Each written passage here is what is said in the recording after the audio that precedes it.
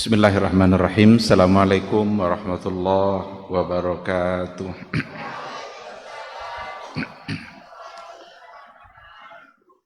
Innal hamdalillah nahmaduhu wa nasta'inuhu wa nastaghfiruh wa na'udzu billahi min syururi anfusina wa min sayyiati a'malina. May yahdihillahu fala mudhillalah wa may yudlilhu falan tajida lahu waliyyan mursyida. Asyhadu an la ilaha illallah wahdahu la syarikalah wa asyhadu anna Muhammadan abduhu wa rasuluhu la nabiyya wa la rasula ba'da. Ikhwati fillah, ma'asyiral hadirin wal hadirat, bapak-bapak, ibu-ibu, kaum muslimin dan muslimat, mudah-mudahan kita semua senantiasa diberikan semangat oleh Allah Subhanahu wa ta'ala untuk istiqamah berada di atas jalan sunnah Rasulnya. Mari sama-sama kita awali kajian kita dengan mengucapkan puji dan syukur kepada Allah Subhanahu wa ta'ala untuk semua nikmat yang tidak pernah putus dalam kehidupan kita. Kapan dan dimanapun kita berada, pada saat itu pasti ada nikmat Allah yang menyertai kita. Oleh karena itu, janganlah sampai nikmat yang diberikan oleh Allah Subhanahu wa ta'ala itu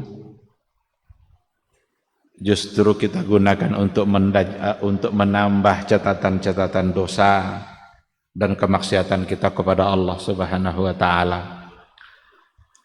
Kelebihan umur yang diberikan oleh Allah itu sesungguhnya adalah nikmat.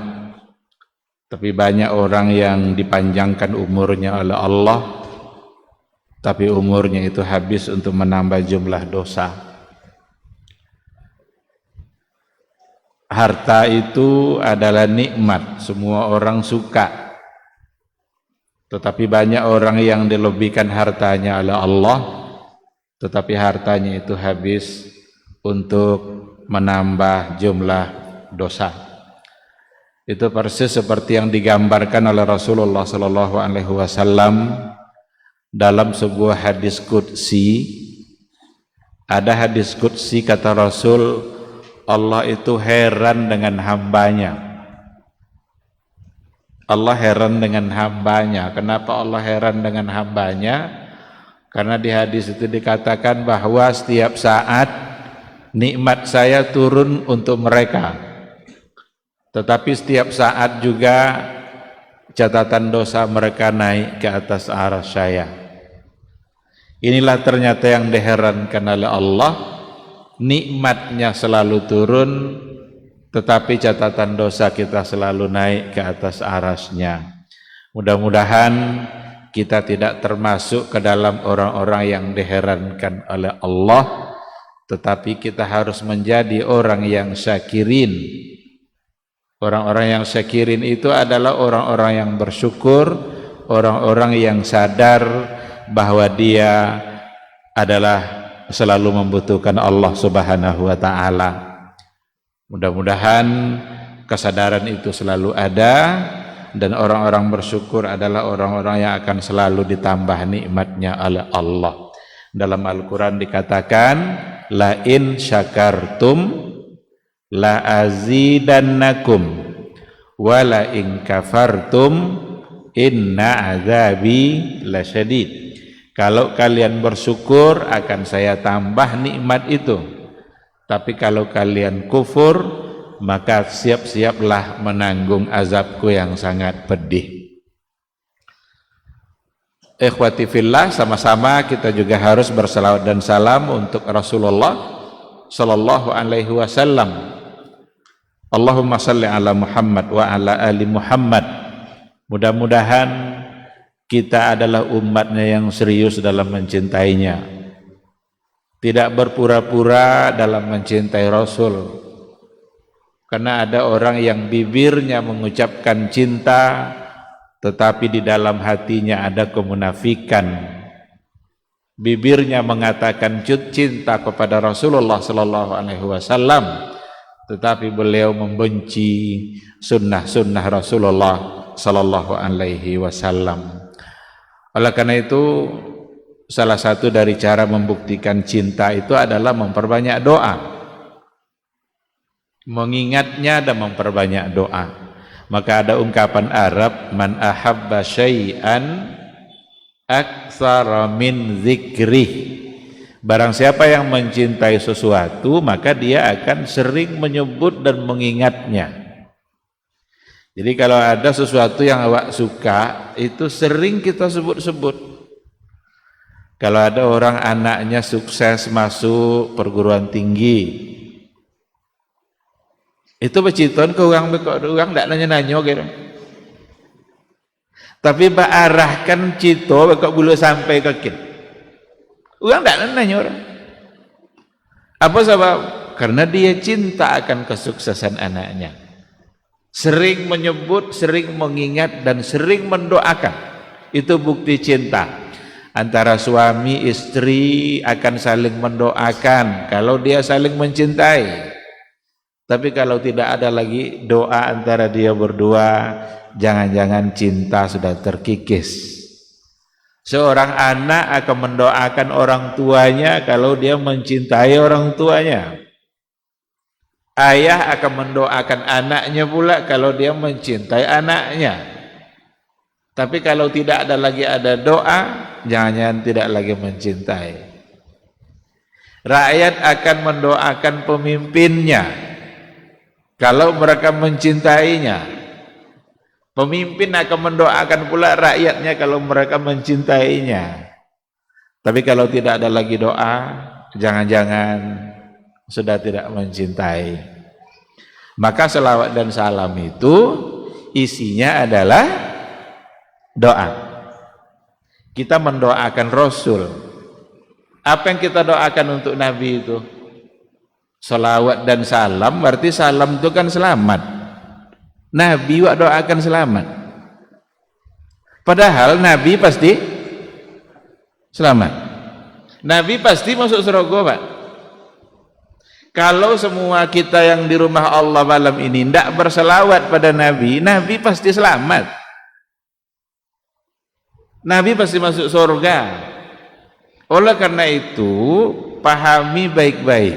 Selawat itu tidak Nabi dapat untung dah.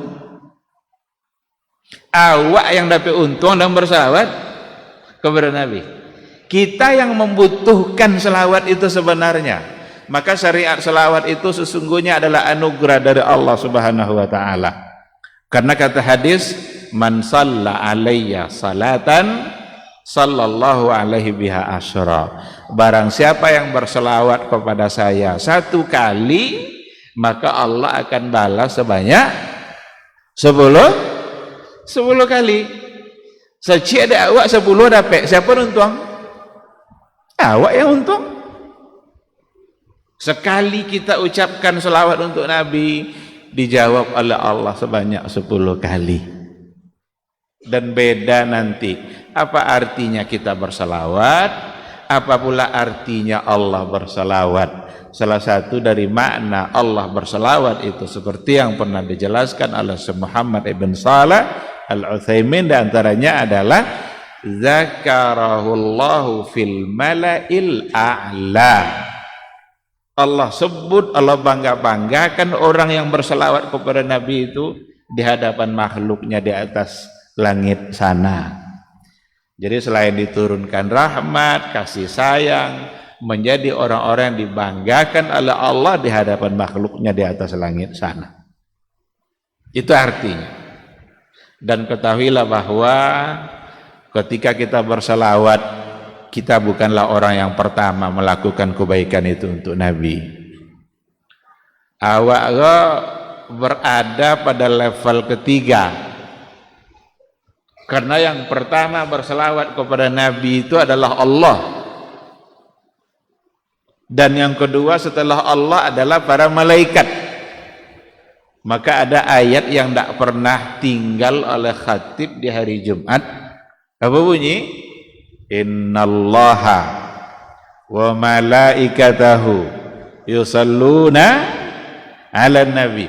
Sesungguhnya Allah dan para malaikat semua mereka berselawat kepada Nabi.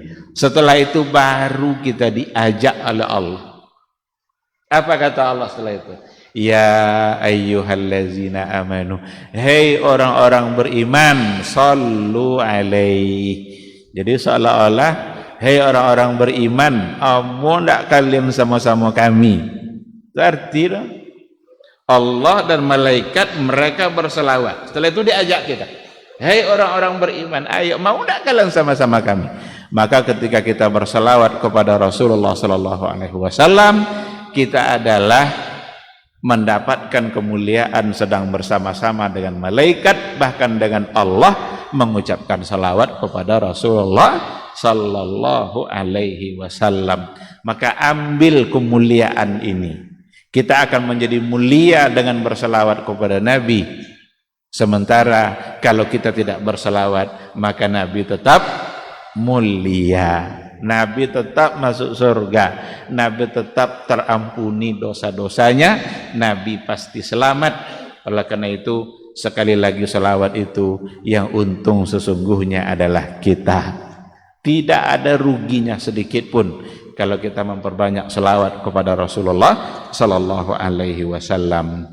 Mudah-mudahan di akhirat kelak kita bisa mendapatkan syafaat di satu hari yang sangat sulit. Al-Quran pun mengatakan yaumun asir, hari yang sangat sulit, hari di mana semua kita merasa amalnya kurang. Tidak akan ada yang masuk banyak amal dia itu loh. Semua kita merasa amalnya kurang. Bahkan ada yang minta pulang ke muka bumi ini boleh bisa sujud.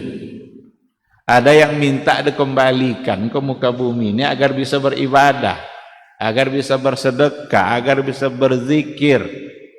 Tetapi hari itu bukan lagi hari untuk beramal, tapi itu adalah hari untuk dibalas. Makanya kata Ali bin Abi Thalib, ad-dunya darul amal la darul jaza, wal akhiratu darul jaza la al amal. Dunia ini adalah tempat di mana kita beramal, bukan untuk dibalas. Tetapi akhirat nanti adalah tempat di mana kita dibalas, tapi bukan lagi tempat untuk beramal. Kalau memang nanti kita akan merasa bahwa amal kita itu kurang, maka dari hari ini kita harus merasakan bahwa amal kita ternyata memang kurang. Jangan bangga-bangga dengan banyaknya amal. Ada kadang-kadang orang menganggap dirinya sudah banyak amal. Kita tidak tahu seberapakah yang diterima oleh Allah Subhanahu wa taala dari amal yang sudah kita lakukan. Apa dapat itu Pak Ustaz? Entah ikhlas entah tidak. Jangan-jangan terburu-buru. Jangan-jangan kerjanya asal-asalan. Jangan-jangan tidak pernah khusyuk. Surga apa yang akan kita dapatkan dengan cara seperti itu? Oleh karena itu, perbanyaklah amal dan selalulah berharap untuk mendapatkan, selalu berharap untuk amalnya itu diterima oleh Allah Subhanahu wa ta'ala. Jadi ikhwati fillah, sekali lagi mudah-mudahan hari yang sulit itu kita merasakan mudah. Hisab yang sulit itu mudah-mudahan dipermudah oleh Allah Subhanahu wa ta'ala bagi kita yang mencintai Allah dan mencintai Rasulullah sallallahu alaihi wasallam. Amin amin ya rabbal alamin. Ikhwati fillah, ma'asyiral hadirin wal hadirat rahimani Allah wa iyyakum.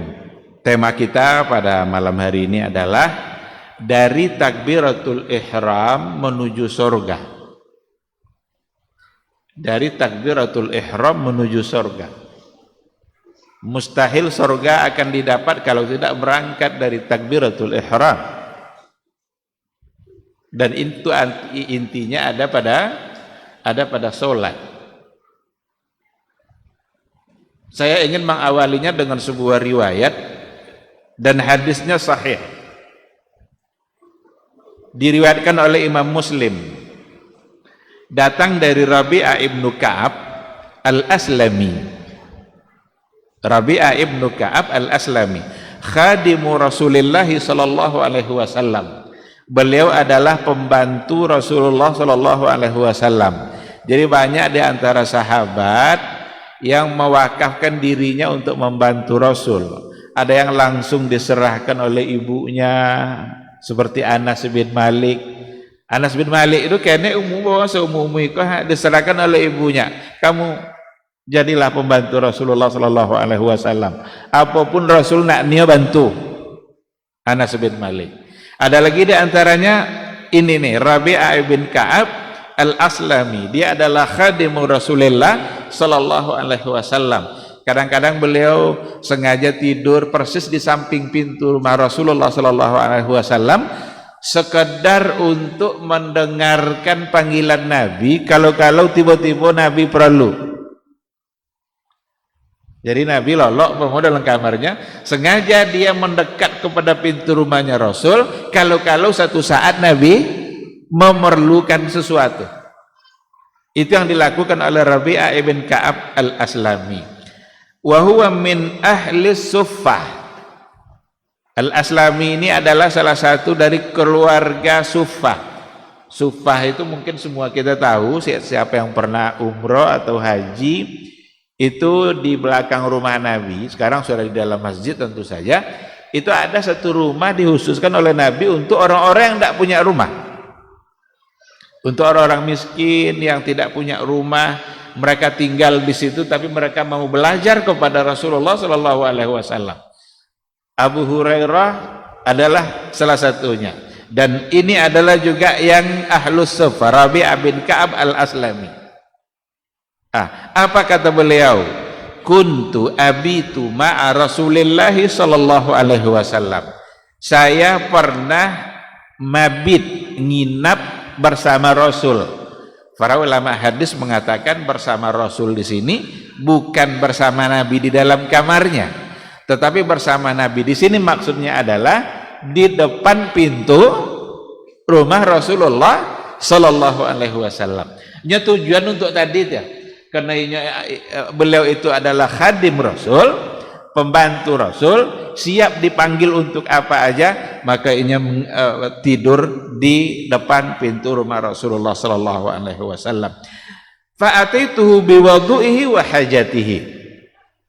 Sayalah yang mendatangkan untuk Rasul itu air kalau dia mau berwudu. Dan saya juga lah melakukan sesuatu yang hajat atau yang diperlukan oleh Rasulullah sallallahu alaihi wasallam. Ketika beliau sudah memberikan air wudunya itu, kemudian Nabi juga memberikan apa yang diperlukan oleh Nabi. Faqala, tiba-tiba Nabi berkata kepada Rabi'ah ibn Ka'ab Al-Aslami. Apa kata Rasul? Salni. Salni itu arti mintalah sesuatu oleh kamu kepada saya, insya Allah diberikan, dikabulkan. Kalau awak dibuat ada bos awak apa kiki awak minta lah. Mau tiba bos awaknya buat minta lah ni. Nak ni apa? Nak ni apa apanya? Apa kiki awak minta? Rumah atau kado atau mobil atau apa? Kan itu entah bayang dah. Sekarang Rabi'ah diberikan kesempatan oleh Nabi, salni. Mintalah oleh kamu apa aja, nanti akan diberikan. Apa jawaban Al-Aslami? Fakultu, lalu saya berkata, as'aluka murafaqataka fil jannah. Saya minta agar bisa menemani kamu di dalam surga. Berarti tidak dunia minta ada dia. Saya minta ya Rasulullah agar saya bisa menjadi teman kamu di dalam surga. Sebagaimana dia menemani Rasul di dunia, begitu nikmat rasanya menemani Nabi di dunia, begitu nikmat rasanya oleh Al-Aslami menjadi pembantu Nabi dalam persoalan dunia. Sekarang dia minta, izinkan saya untuk menjadi teman kamu di dalam surga. Faqala, lalu Nabi berkata, awa ghaira dzalik, tidak ada yang lain meminta lainnya. Nabi ingin menguji. Sekarang dia minta untuk persoalan surga. iyo turun ndak ada lain lainnya. Qultu huwa dzak. Ndak ada lainnya. Cik tu yang perlu darinya. Hanya itu yang ingin saya minta. Lalu Nabi berkata, fa'a'inni ala nafsika bikasratis sujud. Kalau memang itu yang kamu minta, bantu saya agar kamu mendapatkan itu nanti bikasratis sujud, dengan memperbanyak sujud. Jadi kalau ingin menjadi teman Rasulullah sallallahu alaihi wasallam, ingin berdampingan dengan Nabi di surga kelak, bantu saya, kata Rasul, agar kamu bisa mendapatkan itu, maka tolong kamu perbanyak sujud. Ini hadis yang pertama. Masuk aku tisa? Tulah selesai? Balik oleh? Azal loh. Kalau selesai balik oleh?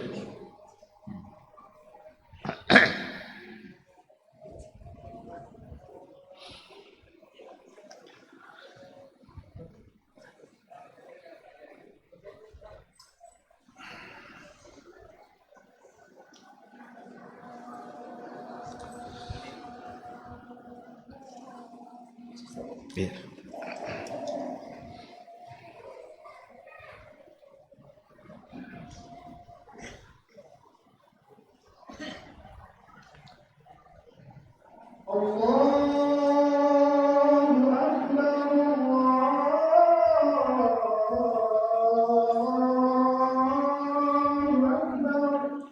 Allahu Akbar, Allahu Akbar.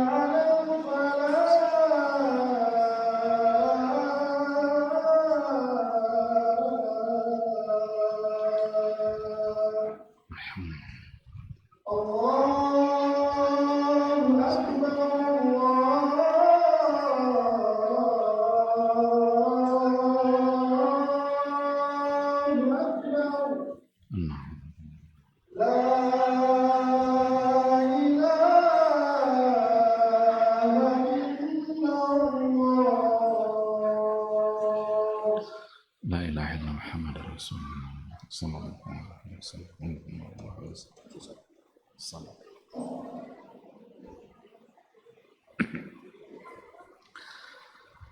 Bismillahirrahmanirrahim. Alhamdulillah. Wassalatu wassalamu ala Rasulillah wa ala alihi wa sahbihi wa mawala. Ikhwati fillah, ma'asyiral hadirin wal hadirat rahimani Allah wa iyyakum. Kita kembali kepada materi kita dari hadis yang berasal dari Rabi'ah bin Ka'ab al-Aslami tadi yang merupakan khadim Rasulullah sallallahu alaihi wasallam, dapat kita pahami bahwa berangkat dari solat akan membuat kita berada di dalam surga, bahkan bisa-bisa menemani Rasulullah sallallahu alaihi wasallam. Karena yang diminta oleh beliau adalah murafaqah. Murafaqah itu menjadi kawan nanti di surga. Begitu nikmatnya, begitu indahnya berteman dengan Rasulullah yang dirasakannya selama hidup di dunia. Dia tidak ingin putus persahabatan itu dan ingin sampai ke surga kelak. Dan Nabi mengatakan, inni ala nafsika bikasratis sujud. Bantu saya agar kamu bisa mendapatkan itu dengan memperbanyak sujud. Saya ambil hadis yang kedua. Ini juga diriwayatkan oleh Imam Muslim. Hadisnya adalah hadis yang sahih. Datang dari Abdullah Thauban, maula Rasulullah sallallahu alaihi wasallam. Maula itu artinya adalah orang yang dimerdekakan oleh Rasul. Dulu kan ada masa dulu ada banyak budak, ada perbudakan, orang-orang yang tidak merdeka. Jadi dimerdekakan oleh Rasulullah sallallahu alaihi wasallam. Salah satunya adalah Thauban, Abu Abdillah. Ada yang bilang namanya Abu Abdurrahman, ada yang bilang Abu Abdillah. Qala, beliau berkata, Thauban berkata, sami'tu Rasulullah sallallahu alaihi wasallam. Saya mendengar Rasulullah sallallahu alaihi wasallam yaqul. Saya dengar Nabi berkata. Kalau dikatakan sami'tu oleh seorang sahabat, berarti dia langsung mendengarkan ini dari Nabi. Dia tidak mendengarkannya dari orang lain yang mendengarkannya dari Nabi. Maka itu tingkat yang tertinggi dalam penisbatan riwayat kepada Rasulullah sallallahu alaihi wasallam. Karena yang menceritakannya langsung mendapatkan dan mendengarkan dari Nabi. Katanya saya dengar dari Rasulullah sallallahu alaihi wasallam. Apa yang didengar oleh Thauban? Alaika bikasratis sujud. Alaika bikasratis sujud. Hendaklah kamu memperbanyak sujud. Berarti Nabi mengkhitab Thauban.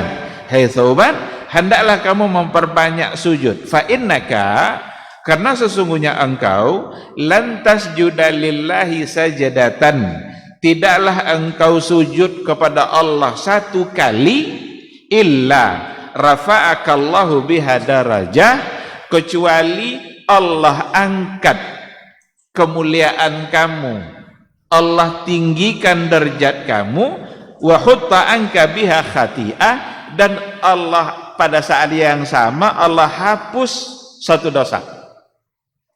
Jadi ketika satu kali sujud yang kita kerjakan, Allah angkat kita satu derajat, Allah hapus satu kesalahan. Kalau sujud lagi sekali, angkat lagi kemuliaannya, hapus lagi dosanya. Maka dengan memperbanyak sujud, berarti kita semakin mulia dan dosa semakin hilang, dosa semakin terhapus, dosa semakin diampuni oleh Allah Subhanahu wa taala. Jadi dua hadis ini saya ingin jadikan sebagai landasan bagi kita bersama pada malam hari ini ketika kita bicara perihal salat. Maka akan sangat pantas untuk kita katakan dari takbiratul ihram menuju surga. Dan kalau seandainya ada orang meninggalkan takbiratul ihram, jangan-jangan surga sudah diharamkan dari dia. Kebaikan apa yang akan didapat oleh seseorang yang meninggalkan sholat? Sholat itu adalah satu ibadah yang kata Rasulullah sallallahu alaihi wasallam itu adalah ibadah yang pertama kali yang akan dihisab nanti di akhirat kelak. Seandainya sholatnya baik, akan berpengaruh pada baiknya amal-amal yang lain. Tapi kalau seandainya sholatnya yang sudah rusak, maka berpengaruh pula pada rusaknya amal-amal yang lain. Maka ada hadis, awwalu ma yuhasabu bihil abdu yaumal qiyamah as-salah. Iza saluhat saluha sairu amalihi wa iza fasadat fasada sairu amalihi. Yang pertama yang akan dihisab di akhirat kelak itu adalah ibadah sholat. Sholat yang pertama Pak yang akan dihisab. Kalau baik sholat kita, maka baik pula amal yang lain. Itu artinya adalah Solat sebagai barometer baiknya seseorang di dunia maupun di akhirat. Jadi solat sebagai barometer untuk menentukan baik atau tidak baiknya seseorang di dunia dan juga di akhirat. Iblis itu keluar dari surga itu hanya karena meninggalkan satu kali perintah sujud. Keluar langsung dari surga. Ketika ia meninggalkan perintah sujud dari Allah satu kali. Karena dulu ceritanya ketika Adam alaihissalam selesai diciptakan oleh Allah subhanahu wa ta'ala, dimintalah oleh Allah mereka yang ada di sekelilingnya itu, para malaikat dan juga iblis yang ada ketika itu, diminta mereka untuk sujud. Wa iz qulna lil malaikati isjudu li adama fasajadu illa iblis aba wastakbar. Ketika kami berkata, kata Allah kepada para malaikat, usjudu li Adam, sujud kalian ke Adam. Sujud di sini kepada Adam ini untuk penghormatan kepada Adam yang diciptakan oleh Allah subhanahu wa ta'ala. Dan itu juga menunjukkan kemuliaan yang namanya manusia. Ketika diciptakan Adam, perintah mereka untuk sujud. Fasajadu illa, mereka semua sujud, tetapi ada yang tidak mau sujud. Siapa itu? Iblis. Aba wastakbar, enggan dia, mangkau pak bahasa orang kini, mangkau, ndak mau disuruh orang. Wastakbar, tidak sekedar tidak mau, tapi ada keangkuhan. Ada keangkuhan. Maka sujud itu bentuk ketundukan kita kepada Allah. Bentuk di mana kita saat menghinakan diri kita kepada Allah itu ada pada saat sujud.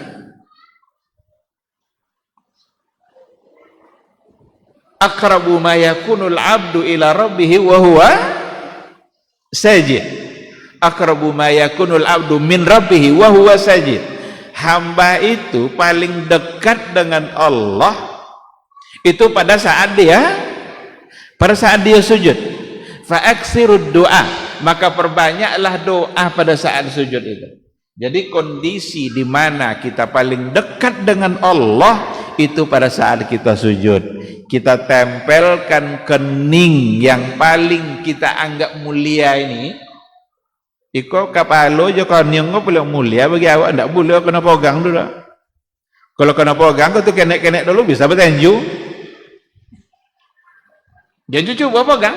Akhirnya yang kita anggap paling mulia itu kita letakkan di tempat yang lebih rendah dari telapak kaki kita. Bukankah itu bentuk dari penghinaan diri kita? Maka tidak boleh kita sujud kecuali kepada Allah, karena hanya Allah yang pantas untuk kita sujud seperti itu. Nggak boleh kita berikan sujud kepada yang lain, sujud kepada kuburan, sujud kepada benda-benda keramat, akan menjadi terlarang itu semua, karena hanya pantas diberikan kepada Allah subhanahu wa ta'ala. Maka ibadah solat sesungguhnya adalah ibadah di mana benar-benar kita menunjukkan tauhid kita kepada Allah.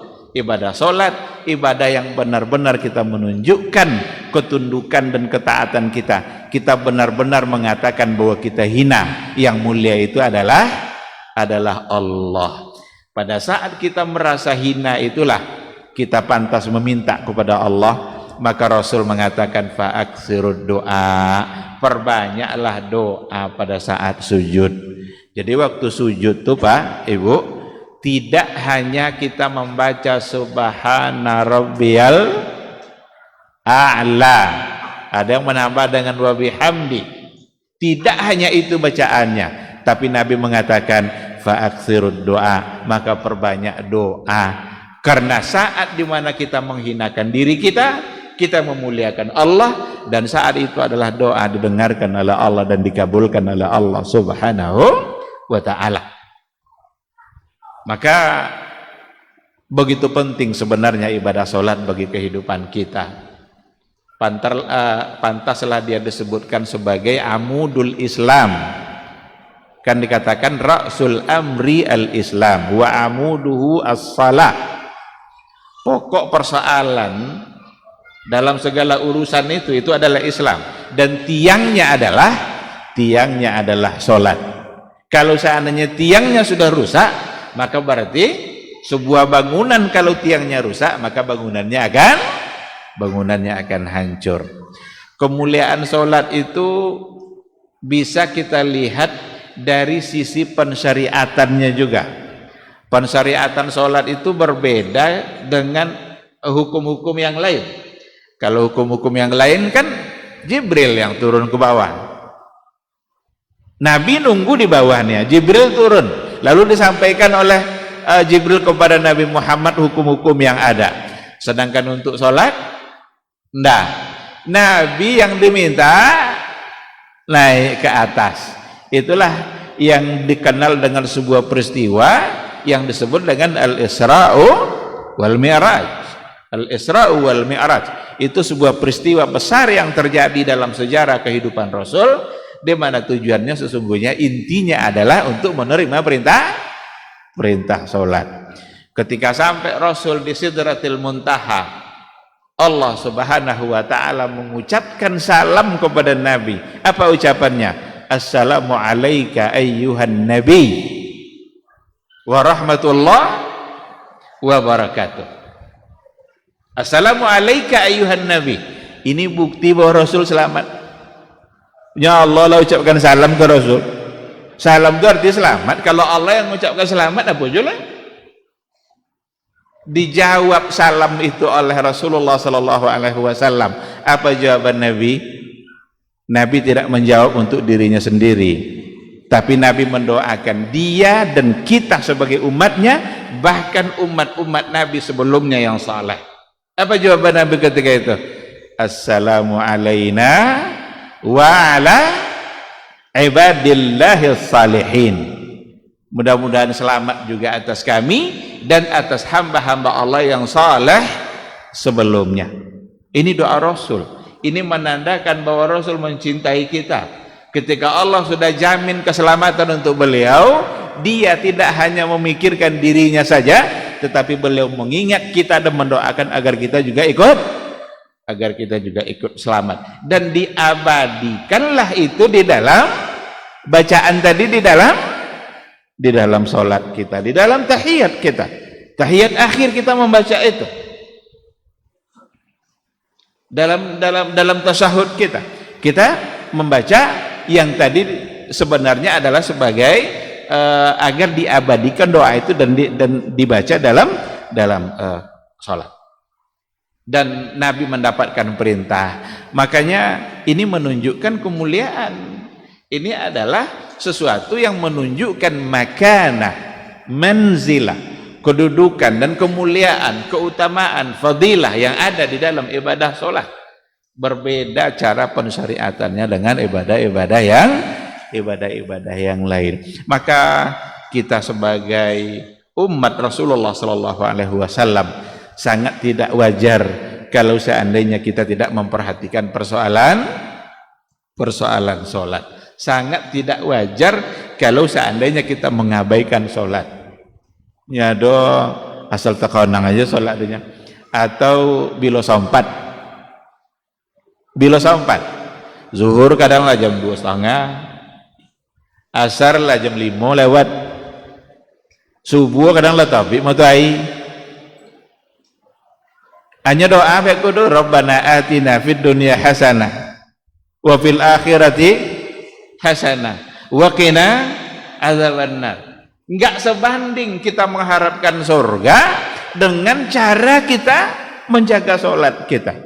Coba ketika Al-Aslami, Rabi'ah bin Ka'ab Al-Aslami meminta agar masuk surga, menemani Nabi nanti dalam surga, apa jawaban Nabi? Inni ala nafsika bikasratis salah. Bantu sayanya. Sekarang kita kalau mau seperti itu, bantu. Kita yang mengerjakan dan kita yang memperbanyak sujud. Ini ketika dikatakan memperbanyak sujud, berarti rakaat sholat tuh tidak terbatas, kan? Makanya ada dibahas oleh para ulama, ada namanya sholat mutlak. Sholat mutlak. Sholat mutlak itu benar-benar sengaja hanya untuk menyembah dan beribadah kepada Allah. Kita bisa baca riwayat-riwayat para ulama pada masa dahulu, bagaimana mereka di malam hari memperbanyak sujud. Bagaimana Imam Bukhari setiap kali ingin menuliskan hadis yang dia dapatkan itu sebagai hadis yang sahih, umpamanya kan ulama hadis dia, ulama hadis yang paling terkenal Amirul Mukminin, setiap kali dapat adanya hadis yang sahih ditulis, sebelumnya menulis salatnya 2 rakaat. Salat apa nomor? Berarti kembali kepada salat mutlak tadi. Beda nanti ketika sudah ada namanya, umpamanya salat witir, berarti sudah ada namanya dan sudah ada pensyariatannya. Kita mengacu kepada apa yang diatur oleh Rasulullah sallallahu alaihi wasallam. Salat sunat qabliyah umpama, ada yang boleh qabliyah, ada yang enggak, ada yang ba'diyah, ada yang terlarang ba'diyah. Umpamanya setelah subuh enggak ada ba'diyah lah. Kalau wa'bu aja enggak bisa. Nah, sesuatu yang sudah dibatasi oleh Nabi, biarlah dalam batasannya itu. Tapi ada hal-hal yang bersifat umum. Maka tercatat dalam sejarah juga, seperti Imam Ahmad, imam-imam yang lain, itu bisa dia di malam hari sholat sebanyak ratusan rakaat.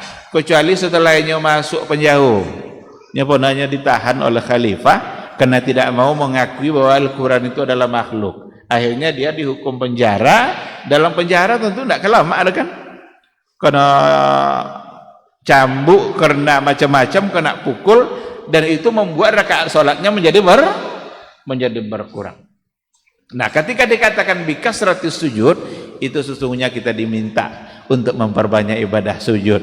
Ada yang wajib, ada yang sunnah, bahkan ada di antaranya yang merupakan sholat yang bersifat mutlak, benar-benar sebagai penghambaan kita kepada Allah subhanahu wa ta'ala. Ikhwati fillah, ada satu hal yang menarik dalam sholat itu ketika kita mengerjakannya bersama-sama. Itu miniatur satu masyarakat itu tergambar sebenarnya dari sholat. Ini terlepas dari hukum. Nyugang kadang ada yang mempertahankan hukum sunat itu untuk ditinggalkan.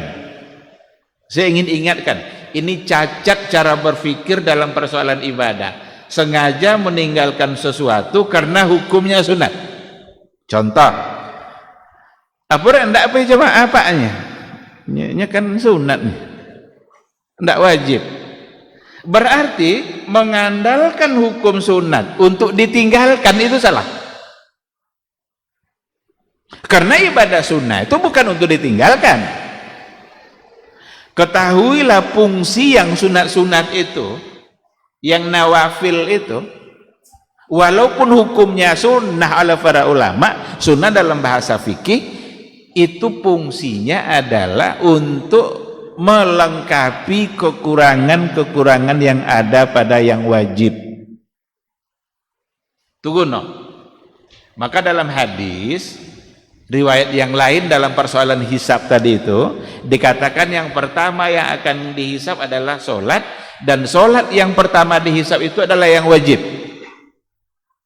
Zuhurnya, asarnya, maghribnya, itu yang wajib.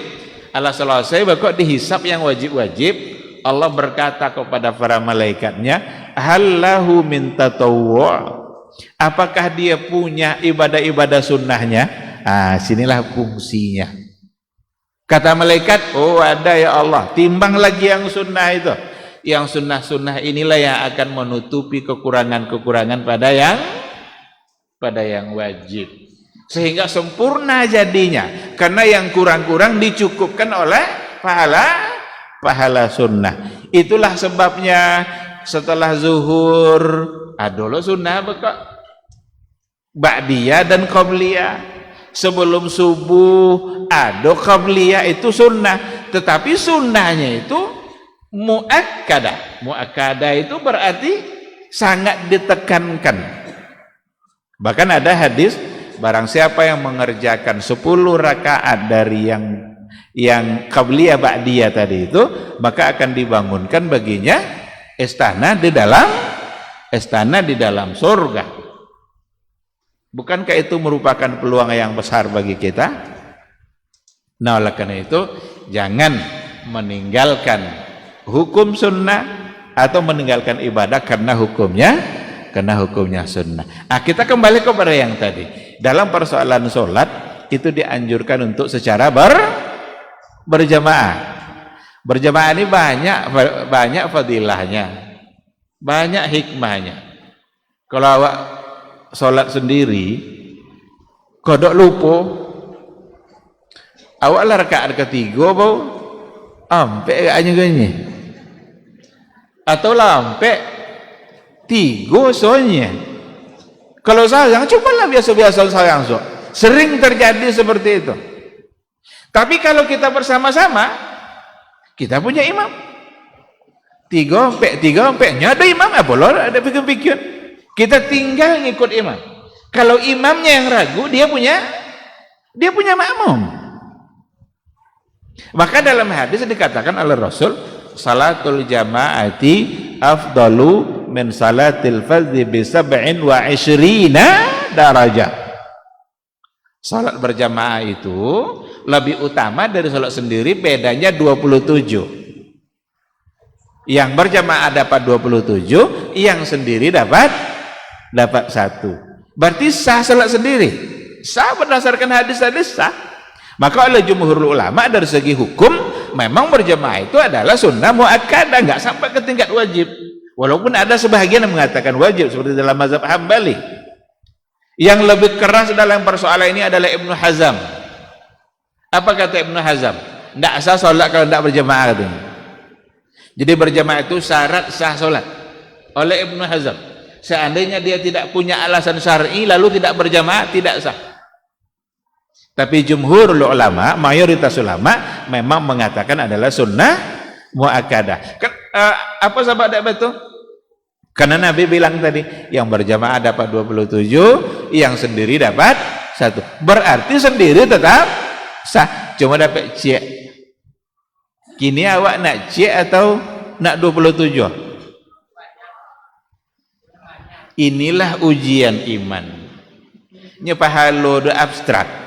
Abstrak do makasui ndak joleh bodoh isu. Kalaulah seandainya dikonkretkan oleh Allah 27 dengan 1 tuh nyato langsung, ndak ada yang mendengar jemaah. Apa contoh? Umpama kalau sholat awak seorang di rumah, selesai salam kalau piti umpama 1.000 di sejadah. Tapi kalau berjamaah di masjid kalau 2 juta terjatuh, itu ndak, kok masjid kok ndak tahu ada kan? Ndak umum dah. Dan kalau bisa 10 kali salat do sai. Kalau dikonkretkan. Tapi kan ini abstrak dia kan. 27 1 besok di akhirat kan. Tapi itu sesungguhnya adalah ujian bagi keimanan. Sama dengan dosa. Dosa itu kan juga ancaman-ancaman yang pasti, tapi kan tidak langsung kan. Coba kalau umpama contohnya setiap kali berbuat dosa langsung tiba bintik hitam di muka. Umpama sekali buat dosa hitam sih kah?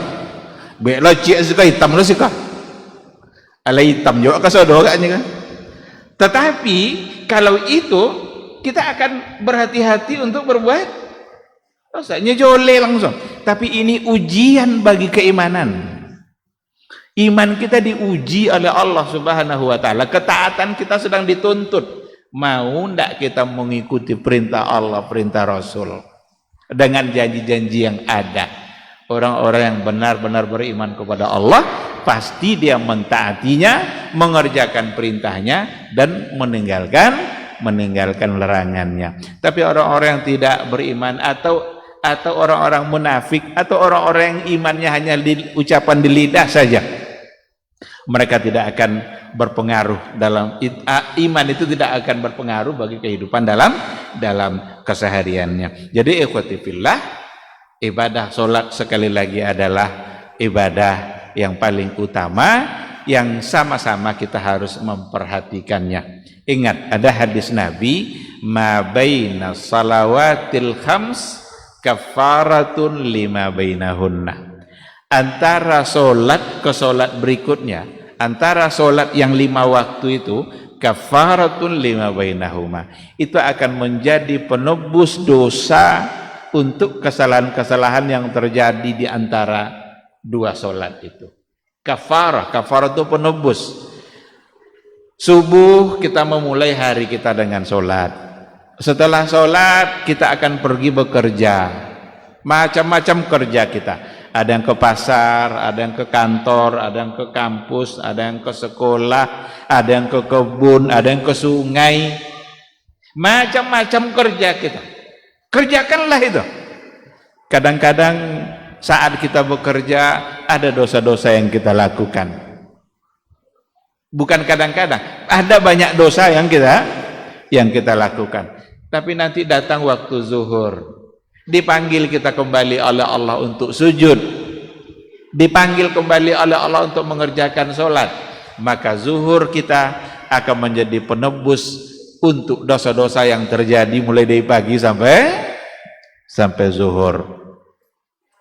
Makanya solat itu diawali dan berwudu, dan wudu itu kata Rasul adalah akan menggugurkan dosa.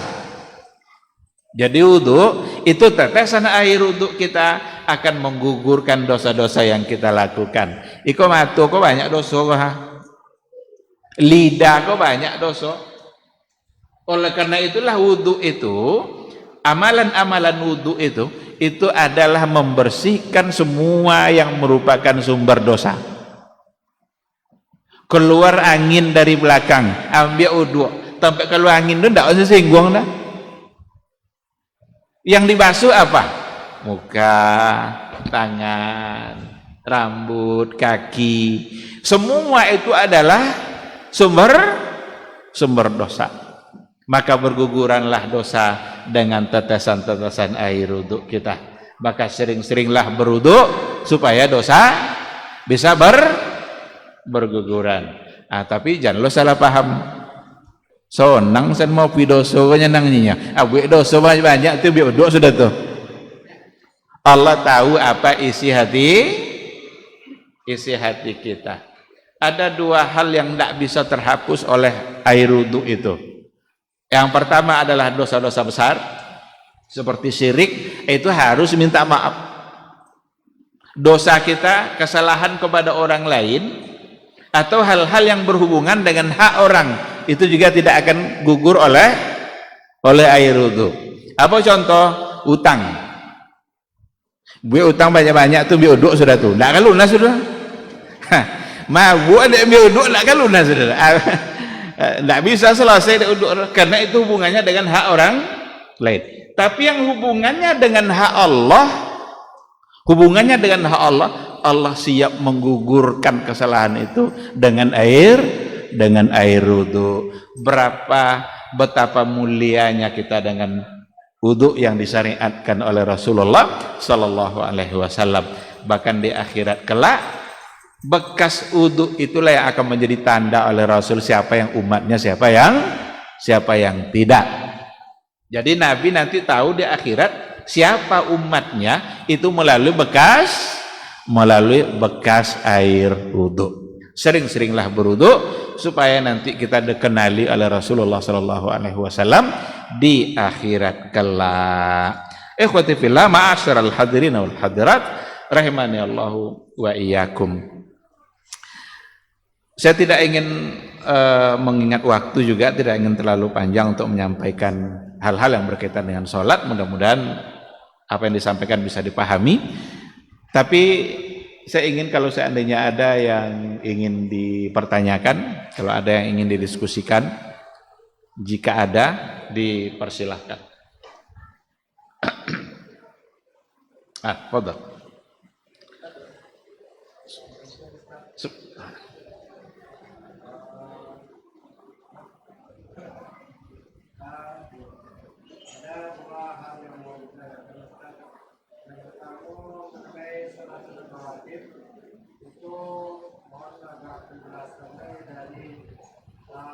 dalam hadis yang 12 sampai 10 rakaat itu yang rawatib yang mana-mana saja.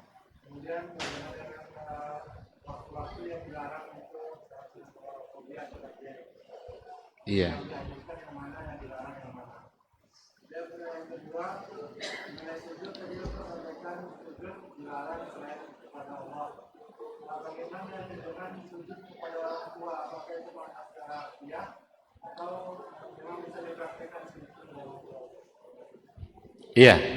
Yang pertama terkait dengan dengan sholat sunat rawatib, baik qabliyah maupun ba'diyah. Itu dari segi hukum ada dua. Ada yang sunnahnya muakkadah, ada yang sunnahnya ghairu muakkadah. Dia tetap disyariatkan, tetapi sunnah juga, tetapi lebih ringan sedikit rendah sedikit statusnya daripada yang muakkadah. Seperti sebelum maghrib. Ada itu sunnahnya setelah azan itu tidak langsung qamat. Nyado orang kadang nyekik pendek waktu maghrib udah nyanyi kan, langsung sholat. Padahal sependek-pendek waktu tetap ada peluang. Tetapi itu bukan muakkadah. Sunnah itu ghairu muakkadah. Sebelum isya itu juga ghairu muakkadah. Nah, adapun yang tadi itu yang dibangunkan surga itu untuk ba'diyah dan qabliyah yang muakkadah. Apa contohnya? 2 rakaat sebelum subuh. 2 rakaat sebelum subuh itu dikerjakan setelah masuk waktu subuh, bukan sebelum. Karena kalau sebelum masuk waktu subuh itu masih ada kesempatan untuk berwitir atau mengerjakan salat malam dan diakhiri dengan witir. Ketika masuk waktu subuh berarti mulai untuk qabliyah. Cukup 2 rakaat. Karena memang Nabi mengajarkan 2 rakaat. Ada dulu Imam Malik nampak dia orang kojon dia lebih 2 rakaat. Bu ompek dia. Dicegah oleh Imam Malik. Apa yang kamu kerjakan ini? Bukan ini yang diajarkan oleh Nabi. Apa kata orang tadi? Ayu'adzibuni Allahu bikasratis salat. Apakah saya akan diazab oleh Allah karena banyak salat? Dia olehnya tibur ya. Dia azab dan Allah tidak banyak salatnya. Apa kata Imam Malik? Allah tidak akan azab kamu karena banyak salat, tapi Allah azab kamu karena menyalahi Rasulnya. Nyodoh dia jodoh nabinya. Itu dia buat ampe. Nanti zuhur ada qabliyah ada ba'diyah. Qabliyahnya itu bisa 4 dan ba'diyahnya 2. Untuk asar ba'diyah tidak ada. Qabliyah itu sunnah ghairu muakkad. Untuk maghrib yang muakkadanya hanya ba'da maghrib dan 2 ba'da isya. 2 ba'da isya. Itu yang sifatnya muakkadah dan itulah yang dijanjikan oleh Rasulullah sallallahu alaihi wasallam akan dibangunkan untuk orang yang senantiasa mengerjakan itu istana di dalam surga. Sedangkan untuk pertanyaan yang kedua, kalaulah ini hadis, artinya kalaulah dibolehkan sujud kepada manusia, maka akan saya perintahkan seorang istri sujud kepada suami. Kalaulah boleh sujud kepada manusia, akan saya perintahkan istri untuk sujud kepada suami. Begitu besar tinggi posisi suami di hadapan istri harus ditaati. Tapi nggak boleh, karena sujud itu hanya kepada Allah. Bagaimana kepada orang tua? Tidak boleh sujud. Menghormati orang tua bukan dengan cara sujud kepada orang tua, karena sujud hanya untuk Allah subhanahu wa ta'ala. Menghormati orang tua itu dengan mentaati perintah-perintahnya jika untuk kebaikan.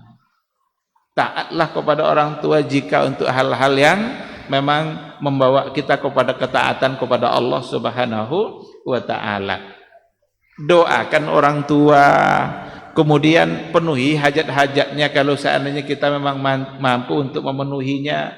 Begitu cara untuk menghormati orang tua, tidak dengan cara menyalahi apa yang diajarkan seperti sujud kepada orang tua. Tidak boleh, karena sujud hanya kepada hanya kepada Allah Subhanahu wa taala. Wallahu subhanahu wa taala alam. Sebentar. Jadi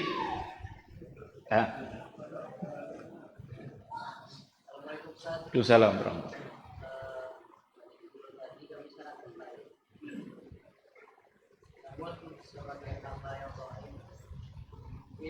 Sudah berusaha dan berjuang selalu memperbaiki ibadah. Jadi mungkin masih banyak kekurangan-kekurangan. Karena hal pemila dan ibadah. Jadi mohon kiranya ada trik untuk menciptakan kesulitan dalam ibadah sehingga istiqomah mencintai terutama ibadah sholat. Terima kasih. Iya. Barangkali banyak di antara kita yang merasakan hal yang sama. Pada saat kita menginginkan untuk sangat sempurna sekali mengerjakan sholat, tetapi ada saja hal-hal yang mengganggu. Ada saja hal-hal yang membuat kita menjadi terlalaikan. Yang pertama sekali, harus ada azam yang kuat dulu, yang diikutkan dengan niat yang ikhlas di dalam mengerjakan sebuah ibadah. Karena sholat adalah sebagai sebuah ibadah, maka yang pertama sekali yang harus kita luruskan itu adalah niat kita, niat dalam mengerjakan ibadah sholat. Dan begitu juga niat di dalam mengerjakan semua ibadah-ibadah yang lain. Kemudian diikutkan dengan pengetahuan kita secara sempurna hal-hal yang berkaitan dengan sholat, mulai dari awal sekali sampai akhir. Apa maksud dari awal ini? Mulai dari wudunya. Bereskan dulu persoalan wudhu kita, benarkan wudhu kita itu, pahami baik-baik apa yang akan kita dapatkan dengan wudhu itu, sehingga kita tidak asal-asalan dalam berwudhu. Kalau kata Nabi gosok-gosok anggota tubuh itu, katanya gosok anggota tubuh. Nyado kadang orang berwudhu di sungai, kadang pas dibasuh kaki, ada campur-campur aja kaki dia sekeneknya, enggak disinggung sekenek aja dah. Lah, tidak disikor, udah sikor, dah ada jenis itu. Lah, jadi mulai dari awal sampai akhir, wudunya bagaimana? Sampai nanti dalam pelaksanaan sholat, bagaimana kita bertakbir. Saat kita bertakbir itu sesungguhnya kita sedang apa? Kalaulah kita pahami baik-baik makna dari kata takbir itu, saja, kalau kita pahami secara baik, kita akan jauh insyaallah dari dosa. Cuma kadang lupa ya bagaimana? Apa arti takbir Allahu Akbar itu? Apa artinya? Allah, kalau secara harfiahnya letterleknya itu arti itu Allahu Akbar, Allah Maha Besar.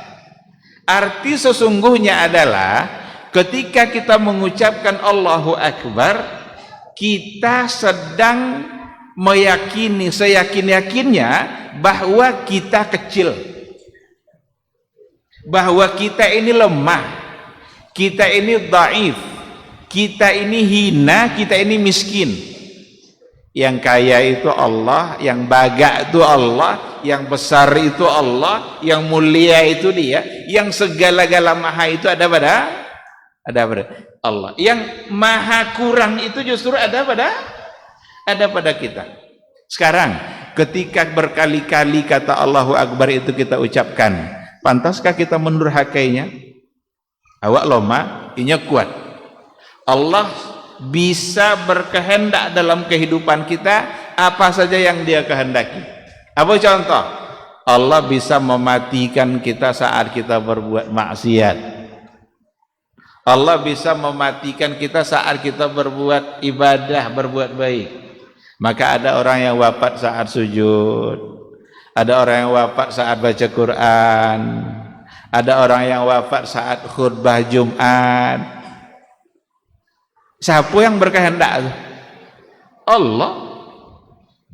Tetapi ada orang yang wafat saat mabuk-mabukan, ada orang wafat saat di hotel bersama wanita-wanita, ada orang wafat saat sedang berbuat maksiat bermacam-macam. Itu bukti bahwa memang kita ini adalah lemah, kita tidak bisa menentukan apa yang kita inginkan, tetapi Allah lah yang menentukan apa yang dia inginkan.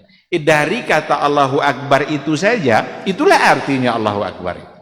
Oleh karena itu, yang diantara yang akan membuat kita semakin bisa serius dalam sholat itu adalah memang ketika kita ikut memahami apa yang kita baca, lisan mengucapkan, hati ikut mentadaburi, berarti di situ ada iman yang bermain.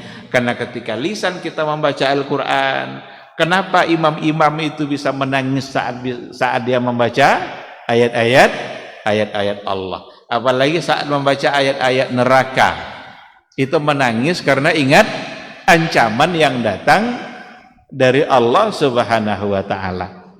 Tuh ada yang bertanya, okay, Pak Ustaz nih ya, kalau pas membaca ayat-ayat serogo boleh tak awak galak? Ini kalau ayat neraka kan nangis tadi kan, kalau ayat serogo boleh tak senyum-senyum sambil baca?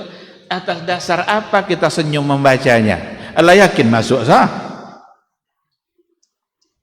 Maka sahabat dulu saat membaca ayat surga justru semakin kuat letangilah. Apa sebab?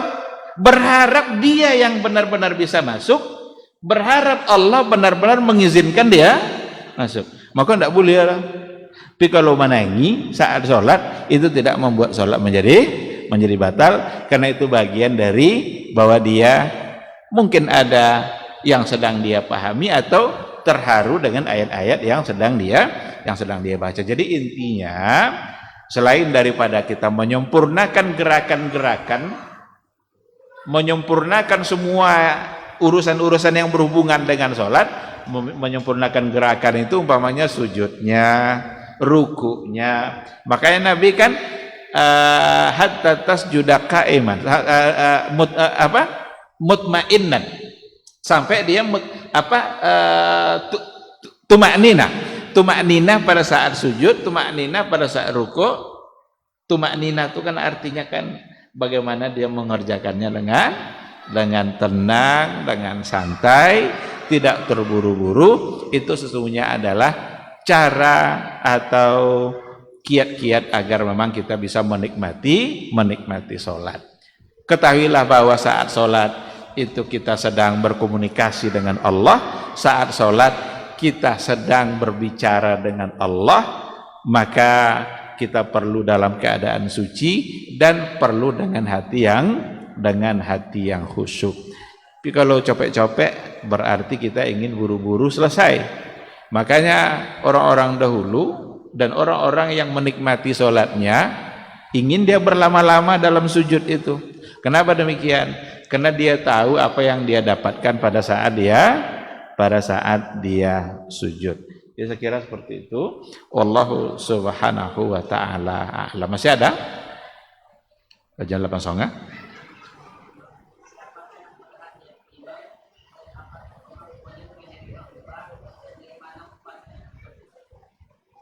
Iya. Dulu ada Rasulullah sallallahu alaihi wasallam berpesan kepada sekelompok orang-orang yang baru saja belajar agama dari Nabi, lalu Nabi menyuruhnya untuk pergi ke kampungnya. Nah, pulanglah kalian nih ya. Lah paham kalian mah agama, yang penting-penting dari agama sudah paham, maka Nabi menyuruhnya untuk pergi. Ada pesan Nabi ketika itu, liya ummakum akra'ukum, hendaklah yang menjadi imam di antara kalian adalah yang akra'ukum. Akra'ukum itu yang memang dia benar di dalam bacaan Al-Quran, yang paling bisa membaca Al-Quran. Yang dalam hal ini tentu saja adalah hal-hal yang berhubungan dengan tajwidnya, hukum bacaannya. Kalau seandainya mereka dalam hal itu sama, maka hendaklah yang a'lamukum bis sunnah, dia yang paling paham dengan sunnah. Yang paham dengan sunnah itu umpamanya nanti terjadi hal-hal yang ada hubungannya dengan hukum dalam sholat, maka dia harus paham. Contoh, teluponya umpama, kenapa kok sujud sahwi? Kalau seandainya dia tidak mengerti sujud sahwi, berarti ada hal yang tertinggal. Atau salah gerakan, ada yang mengucapkan subhanallah, maka dia harus paham bahwa subhanallah itu pertanda bahwa ada sesuatu yang keliru. Itu maksudnya alam hukum bisunnah. Bukan berarti memahami pula semua persoalan agama. Bagus kalau seperti itu, tapi setidaknya mengetahui hukum-hukum yang berkaitan dengan perkara-perkara sholat. Itu berdasarkan kepada hadis Rasulullah Shallallahu Alaihi Wasallam. Kalau masih sama aja lah, siapa yang dipilih? Yang lebih dulu Islamnya.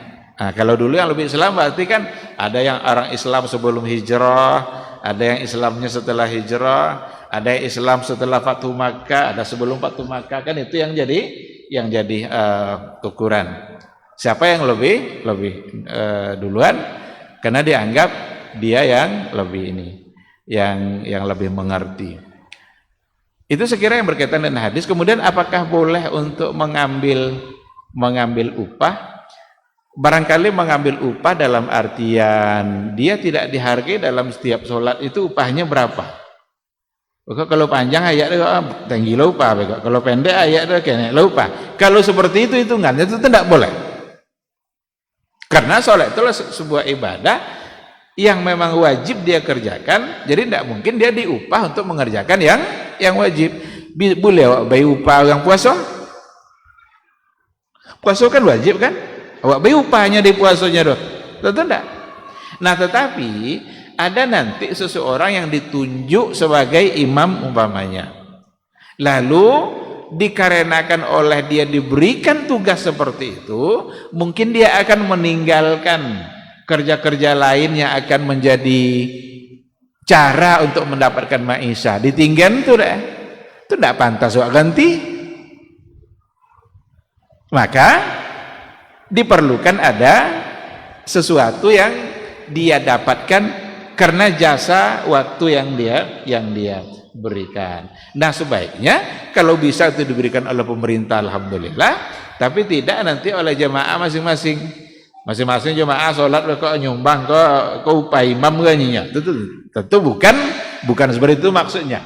Tapi ketika memang disediakan oleh umpamanya pemerintah atau dianggarkan, seandainya ada pemerintah yang menganggarkan, umpamanya masjid ini segini, masjid fulan segitu, itu akan menjadi baik, sehingga pelaksanaan sholat juga akan menjadi tertib karena memang diatur secara baik. Allah Subhanahu wa taala a'lam.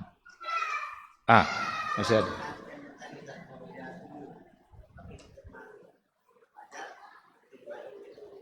Qabliyah subuh itu sunat fajar itulah.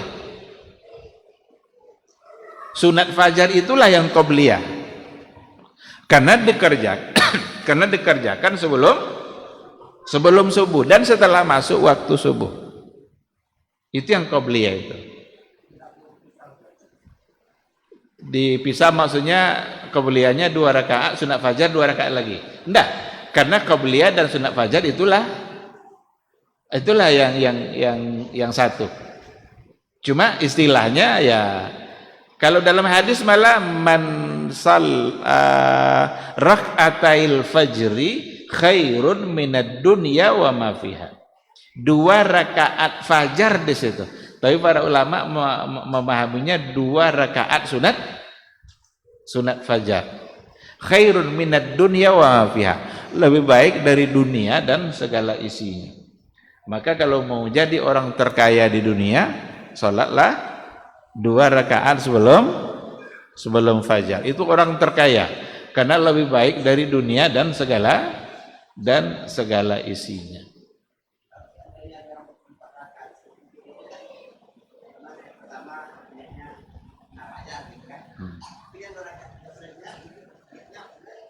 Tidak ada, itu yang dilarang oleh Imam Malik tadi. Apakah saya akan diazab oleh Allah karena banyak sholat? Enggak, ini Imam Malik. Tapi Allah akan azab kamu karena kamu menyalahi Rasulnya.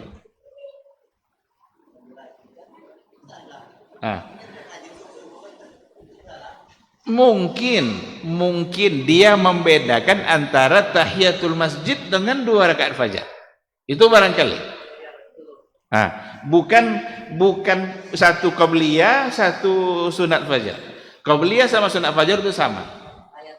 Tetapi barangkali adalah tahiyatul masjid. Karena ada yang kan ada hadis Nabi, iza dakhala ahadukumul masjidah fala yajlis hatta yarka' rak'atain. Kalau kalian masuk masjid jangan langsung duduk kecuali salat 2 rakaat. Itulah yang diistilahkan dengan tahiyatul masjid. Sehingga dikerjakan tahiyatul masjid, kemudian sunat fajar. Atau kalau dia di rumahnya sudah sunat fajar, umpamanya kan salat sunat kan bagus dikerjakan di rumah. Nabi mengatakan yang paling afdal bagi laki-laki itu salat di rumah. Illal maktubah, kecuali yang wajib. Maka termasuk sunat fajar. Inilah kajian di rumah ada 2 rakaat sunat fajar. Tupainya masuk ke dalam masjid. Alun yang mulai salat, berarti salatlah tahiyatul masjid. Berarti 2 rakaat sebagai tahiyatul masjid.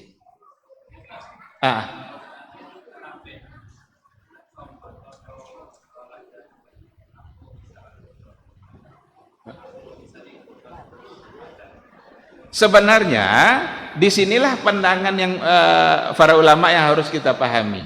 Seandainya kita tidak tahiyatul masjid, tapi kita hanya 2 rakaat saja, itu sudah cukup. Dengan 2 rakaat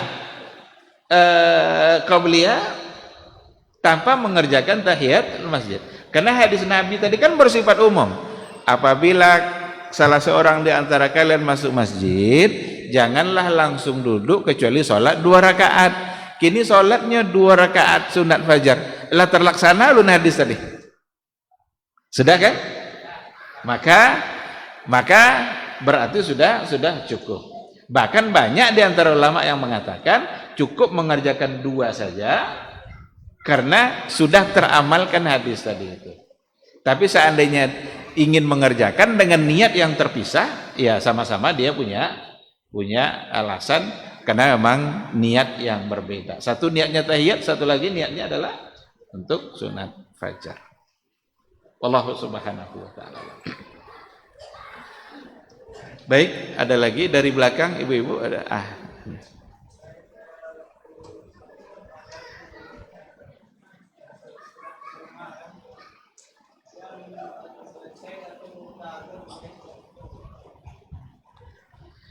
Apakah dikerjakan setelah selesai azan? Tentu yang lebih baik setelah dia menjawab azan, biar pahalanya lebih besar. Tetapi dia akan menjawab nanti azan di mana yang terdekat dengan dia, yang masjid itu yang akan dia datangi. Umpama, ini kan pergi ke masjid kah? Nyetiu mas itu subuh tentu kamenya. Jawablah azan yang di sini. Sudah azan kau bekok kasan azan masjid itu lalu selesai lah. Tua tunggu lo tanda lo, ndak. Karena kita sudah selesai menjawab masjid yang terdekat dengan kita dan masjid itu yang akan kita. Nya ada kadang di antar masjid agak terlambat kena azan. Siko lah hayya ala salahnya baru mulai. Atau sitan lah mulai. Sikolun, berarti akan ada berbeda nanti dalam mendengarkan azan. Maka yang akan dijawab itu adalah masjid yang dekat dengan kita atau yang memang itu yang akan kita. Setelah itu salatlah. Bagaimana kalau seandainya azannya terlambat? Kalau waktu tunggu tidak jual azan namanya kan? Nyawa kau tu lah masuk kah? Salat boleh, karena memang waktu subuh sudah masuk. Karena rakaatul fajar itu, sunat fajar itu memang harus setelah masuk waktu. Jadi tujuannya untuk menyempurnakan pahala yang didapat. Seandainya dia tetap sholat juga, berarti dia tidak bisa menjawab azan. Itu boleh dilakukan seperti itu ketika kita masuk masjid di hari Jumat. Khatib nanya azan, kemudian awak masuk. Biar orang azan sholat tidak masalah. Karena nanti kalau kita tunggu dulu azan selesai, kita sholat, khatib mulai. Sedangkan mendengarkan khatib adalah sesuatu yang wajib.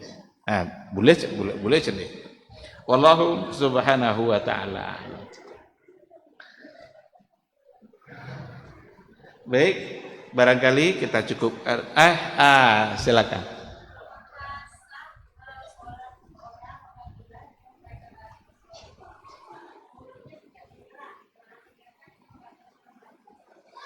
Membaca dalam hati. Iya, amalan dalam sholat itu terbagi 3. Amalan dalam sholat itu terbagi 3. Ada yang amal lisan, ada yang amal jawarih, ada yang amal kalbi. Ada yang amal dikerjakan oleh lidah, itu dalam bentuk bacaan. Al-Fatihah itu kerja lidah, dibaca setidaknya terdengar oleh diri kita sendiri. Berarti lidah yang mengucapkan. Ada yang oleh hati. Hati itu, amal hati itu niat. Yang mengerjakan niat itu adalah hati. Maka para ulama mengatakan an-niyatu mahalluha al-qalb. Niat itu tempatnya adalah hati. Jangan serahkan ke lidah kita. Dan ada amal jawarih, amal anggota tubuh. Apa amal anggota tubuh? Sujud, ruku. 3 inilah amal dalam sholat kita. Berikan masing-masing kepada pelakunya. Yang amal lisan serahkan kepada lisan, amal hati serahkan kepada hati. Jangan dibalik-balik. Amal hati serahkan ke lisan, amal lisan serahkan ke hati. Maka tidak boleh. Maka Al-Fatihah harus diucapkan, terlafazkan, karena itu bacaan. Setidaknya terdengar oleh diri kita sendiri. Tapi kalau tidak, kita khawatir. Wallahu alam, jangan-jangan itu tidak diterima. Nah, iya, karena niat itu mahalluha al-qalb. Itu salah satu dari amal yang dikerjakan oleh hati. Wallahu a'lam. Bisa dipahami, Bu? Alhamdulillah. Arah pandang waktu sholat, arahkan ke sujud, ke tempat sujud.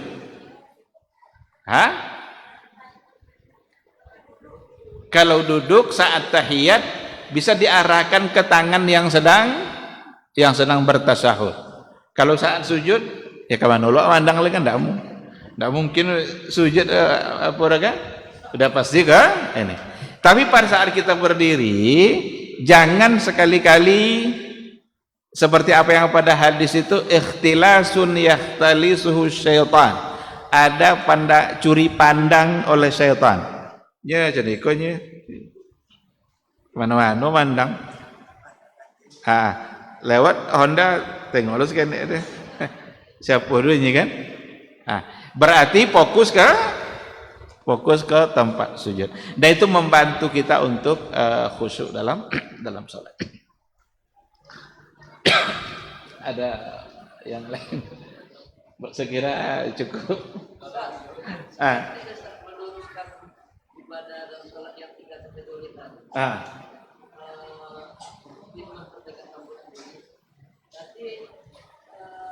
Niat sholat yang ada bukan doa sholat. Niat sholat beda sama betul, tergantung diri betul baca niat kan. Kan ada yang dilafazkan kita pada posisi niat itu dalam hati kita dilafazkan. Iya. Talafuz itu, lafaz itu barangkali sekedar untuk memudahkan kita, itulah yang ada di hati kita itu. Makanya selalu kita lihat dalam buku-buku panduan kadang, apalagi dalam berbagai mazhab, itu nanti ada nawaitu atau usolli, itu hanya untuk memudahkan kita, itulah yang harus ada di dalam hati kita. Jangan sampai justru lafaz itu pula yang mengganggu kita. Apa contoh lafaz yang mengganggu? Ada lafaz yang diucapkan sebelum selesai lafaz itu tidak selesai takbiratul ihram. Berarti gara-gara lafaz justru membuat dia sengsara, lambat untuk takbiratul ihram, jadi was-was. Padahal pelaksanaan yang diajarkan Nabi sangat mudah. Tegak kita berdiri, jelaskan kita sebagai makmum, ya tentu kita sebagai makmum akan ngikut imam kan, karena di lafaz itu nanti macam-macam itu, sengaja aku sholat ini mengikut imam, menghadap kiblat, lah aja lewat makmum tentu ngikut imam. Nah, ada lo kadang bertambah-tambah lah kan, mengikut imam, namanya Ahmad, ini ndak Ahmad kesan imam. Iya kan, bertambah-tambah, tentu itu akan membuat kita menjadi sulit. Ambil yang mudah yang diajarkan oleh Rasulullah sallallahu alaihi wasallam. Baik, saya kira kita cukupkan sampai di sini. Mohon maaf kalau hampir jam 9. Semoga majelis kita pada malam hari ini dinilai sebagai majelis yang mendatangkan pahala dan ilmu insyaallah oleh Allah Subhanahu wa taala. Semoga kita selalu diberikan semangat untuk menuntut ilmu dan semangat untuk mengamalkan ilmu yang kita dapatkan. Terima kasih dan mohon maaf. Subhanakallahumma wa bihamdika asyhadu an la ilaha illa anta astaghfiruka wa atubu ilaik. Wassalamualaikum warahmatullahi wabarakatuh.